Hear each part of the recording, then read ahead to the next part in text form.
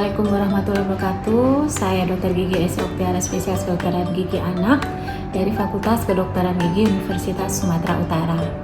Pada video kali ini kita akan belajar bersama mengenai 3 aspek penting dalam menjaga kesehatan gigi anak-anak sejak dini, yaitu dengan cara menyikat gigi dengan metode roll, berkumur dengan larutan fluoride, serta pentingnya radiografi gigi dalam perawatan kesehatan gigi mulut anak.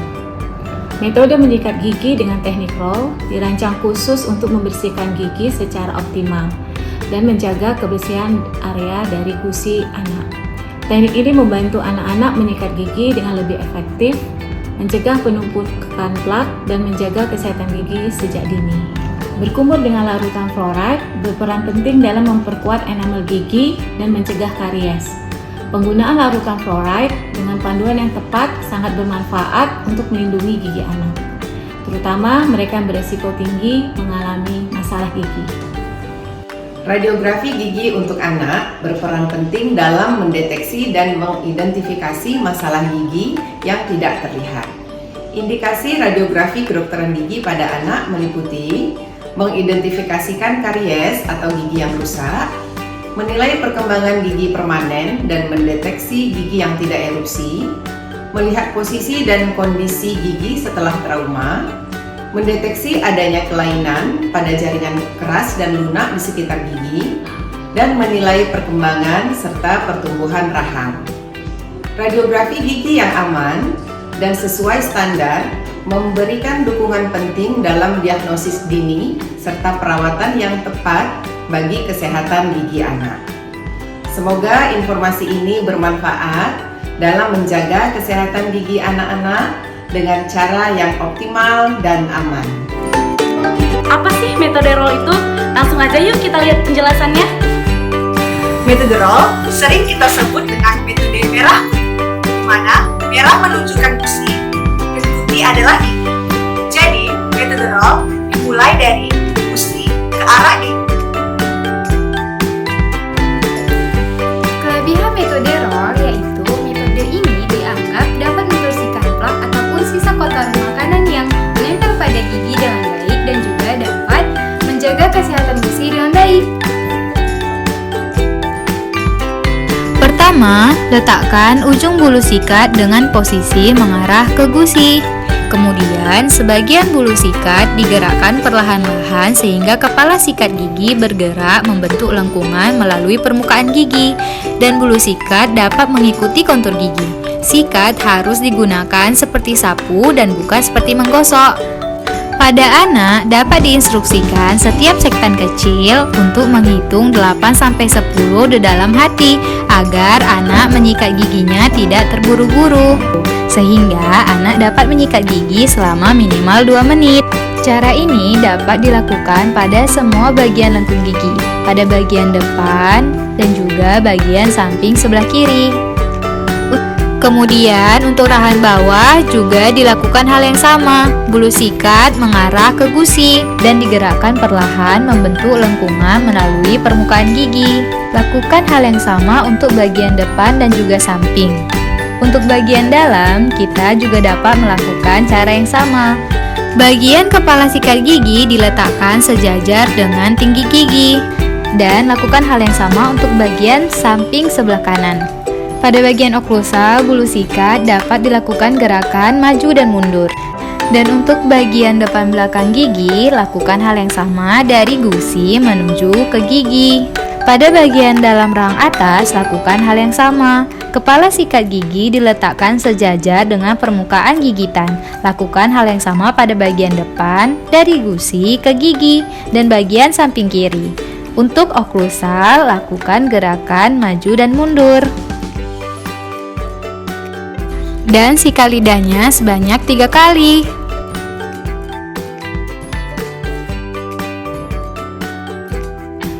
Pertama, letakkan pasta gigi di bulu sikat. Butuhkan waktu usia 3-6 tahun. Banyaknya pasta gigi yang diberi sebesar biji kacang. Untuk anak di atas 6 tahun, boleh lebih banyak, tapi harus dipastikan tidak memiliki kebiasaan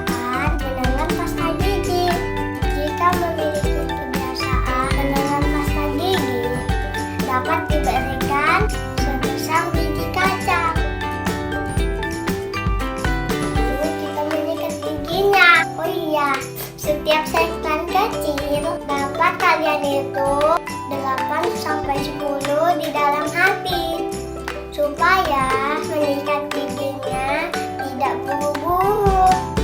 Menyikat gigi dimulai dari bagian belakang kanan rahang atas dengan arah dari gusi ke gigi dan dihitung 1-8 dalam hati.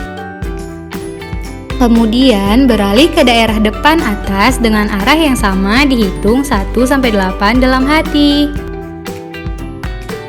Dapat dilakukan hal yang sama di bagian belakang kiri rahang atas.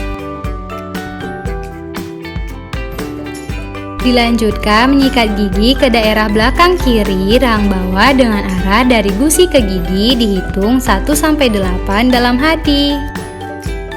Kemudian beralih ke daerah depan bawah dengan arah yang sama dihitung 1-8 dalam hati. Dapat dilakukan hal yang sama di bagian belakang kanan rahang bawah.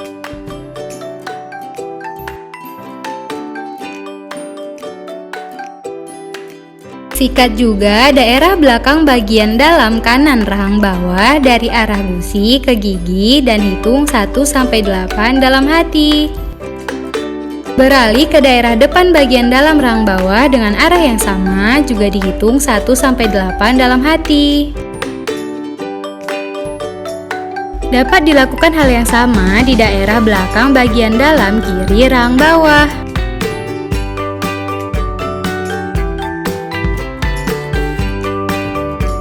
Sikat juga bagian oklusal kanan dan kiri rahang bawah. Dilanjutkan menyikat gigi ke daerah belakang bagian dalam kanan rahang atas dari gusi ke gigi. Hitung 1-8 dalam hati. Kemudian beralih ke daerah depan bagian dalam rahang atas dengan arah yang sama dari gusi ke gigi. Dilakukan hal yang sama di daerah belakang bagian dalam kiri rahang atas. Sikat juga bagian oklusal kanan dan kiri rahang atas.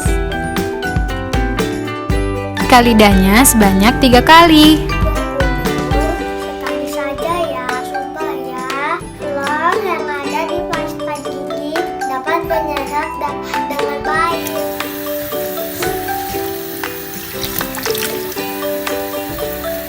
Kita cek giginya masih atau enggak dengan menggunakan distorsin agen.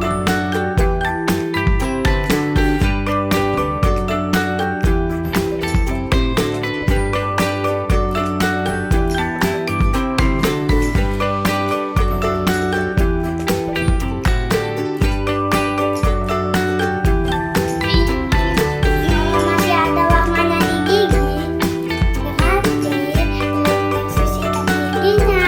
Kalian bisa sikat gigi yang masih ada warnanya supaya bersih. Kalian bisa melakukannya dengan ibu kalian ya. Ajar ibu kalian menyikat gigi bersama ya. Itulah tadi cara menyikat gigi dengan metode roll. Semoga bermanfaat ya. Jadi adik-adik jangan lupa untuk memeriksakan gigi kalian ke dokter gigi 6 bulan sekali. Dan jangan lupa juga untuk menyikat gigi 2 kali sehari, pagi setelah sarapan dan malam sebelum tidur. Oke semuanya, cukup sekian. Video kali ini tentang cara menyikat gigi yang baik dan benar. Dengan metode roll. Semoga video ini bermanfaat. Dan dapat kalian praktikkan di rumah ya. Selanjutnya kita akan membahas mengenai berkumur dengan larutan fluoride. Obat kumur berfluoride membantu mencegah gigi berlubang, membunuh kuman penyebab bau mulut, dan melindungi gigi dari plak dan noda. Anak-anak dianjurkan untuk berkumur dengan obat kumur berfluoride 2 kali sehari setelah menyikat gigi. Bagaimanakah prosedur berkumur dengan larutan fluoride? Yuk kita lihat videonya. Pertama, kita menggunakan cairan terlebih dahulu kepada anak.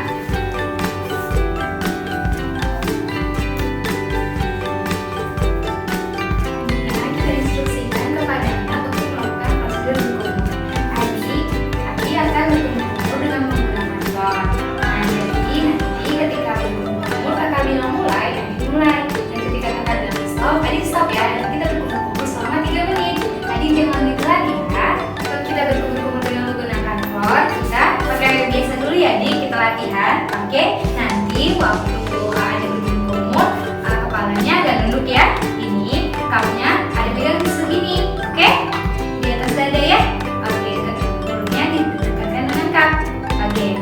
Sudah siap?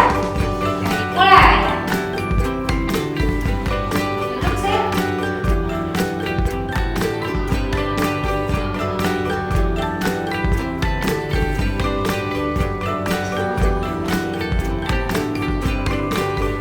Stop.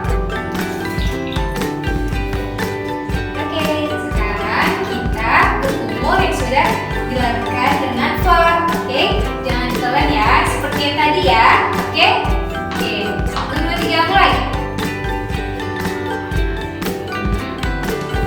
Sabar ya, belum.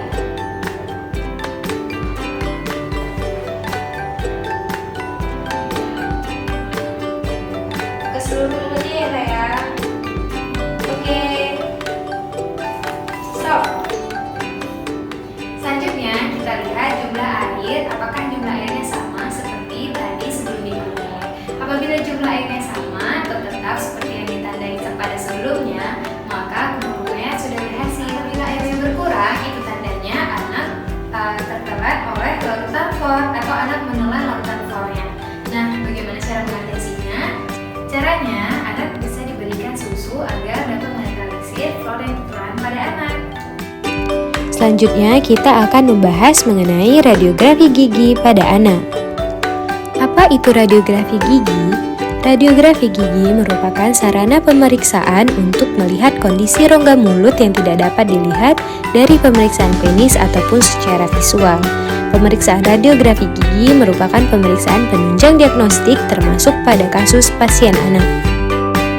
Radiografi gigi pada anak penting untuk diagnosis awal masalah kesehatan gigi seperti karies yang tidak terlihat secara klinis, posisi gigi yang belum erupsi, dan kelainan struktur tulang pada anak. Adapun jenis radiografi gigi pada anak, yang pertama yaitu radiografi Bridging, digunakan untuk melihat kondisi gigi belakang dan mengidentifikasi adanya karies atau gigi berlubang di antara gigi. Yang kedua yaitu radiografi periapikal, memfokuskan pada 1 atau 2 gigi secara detail termasuk akar dan jaringan sekitarnya. Yang ketiga yaitu radiografi oklusal, digunakan untuk melihat perkembangan gigi, posisi gigi yang belum tumbuh, serta untuk mendeteksi benda asing atau kelainan struktur di rahang. Yang keempat yaitu radiografi panoramik, memberikan gambaran seluruh struktur rahang atas dan bawah, dan sangat berguna untuk melihat gigi yang belum erupsi, struktur tulang, ataupun kelainan pada rahang. Terdapat indikasi penggunaan radiografi pada anak yang meliputi mengidentifikasi karies atau gigi yang rusak, menilai perkembangan gigi permanen dan mendeteksi gigi yang tidak erupsi, melihat posisi dan kondisi gigi setelah trauma, mendeteksi adanya kelainan pada jaringan keras dan lunak di sekitar gigi, dan menilai perkembangan dan pertumbuhan rahang pada anak. Bagaimanakah prosedur pengambilan foto ronsen pada anak menggunakan radiografi periapikal? Yuk kita lihat videonya.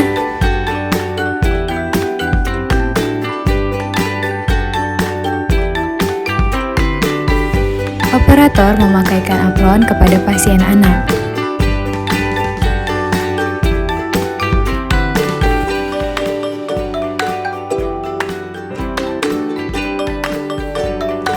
Kemudian pasien duduk dengan posisi tegak dan kepala bersandar pada kursi. Posisi kepala pada bidang sagittal plane tegak lurus terhadap lantai dan bidang oklusal sejajar dengan lantai. Menginstruksikan pandangan pasien untuk lurus ke depan pada satu titik dan dapat duduk dengan senyaman mungkin. Operator mengatur posisi tabung X-ray di mana untuk gigi molar satu rang atas sudut vertikal yaitu plus 30 sampai dengan 35 derajat dan sudut horizontal yaitu 90 derajat. Kemudian, film dimasukkan ke dalam rongga mulut dan tempatkan film pada bagian palatal pasien. Bagian sensitif atau putih pada film menghadap ke sinar dan menyisakan 2-5 mm dari oklusal gigi pasien. Untuk gigi posterior, maka posisi film yaitu horizontal dan posisikan gigi pada sentral film. Pastikan permukaan film atau tepi film diposisikan sejajar dengan oklusal gigi 26. Fiksasi film pada pasien anak dapat dibantu oleh operator. Pengaturan titik penetrasi yaitu tegak lurus dari garis alanasi tragus dengan garis sudut mata luar. Kemudian dapat melakukan exposure dengan menutup pintu dengan rapat dan menekan tombol on pada panel kontrol sampai bunyi selesai. Setelah itu, operator menjauhkan tabung dari pasien ke posisi semula dan mengambil film dari rongga mulut pasien. Kemudian lakukan asepsis pada film dan pasien diinstruksikan untuk tetap diam selama operator melakukan pengecekan hasil radiograf.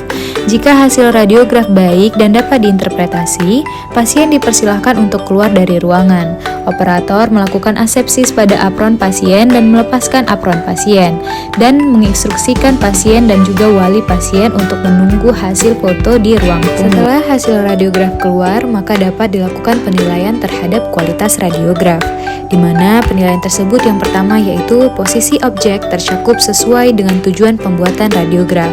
Kedua yaitu tidak adanya overlapping ataupun tumpang tindih. Tiga, distorsi minimal dan gambaran jelas. Yang keempat yaitu kontras detail dan ketajamannya baik sesuai dengan tujuan pembuatan radiograf. Dan kesimpulan mutu atau kualitas yaitu dapat disimpulkan. Setelah itu kita dapat menginterpretasikan hasil radiograf yang dimulai dari interpretasi mahkota, kemudian akar, ruang membran periodontal, lamina dura, puncak tulang alveolar, furkasi, dan periapikal. Setelah itu kita dapat membuat kesan dan menentukan suspek radiodiagnosis dan juga diagnosis banding. Demikian video pembelajaran kali ini. Semoga video pembelajaran ini dapat bermanfaat bagi mahasiswa profesi maupun dokter gigi. Dan bagi dokter gigi, dapat menerapkan interpretasi radiografi dalam membantu menegakkan diagnosis dan menentukan rencana terapi.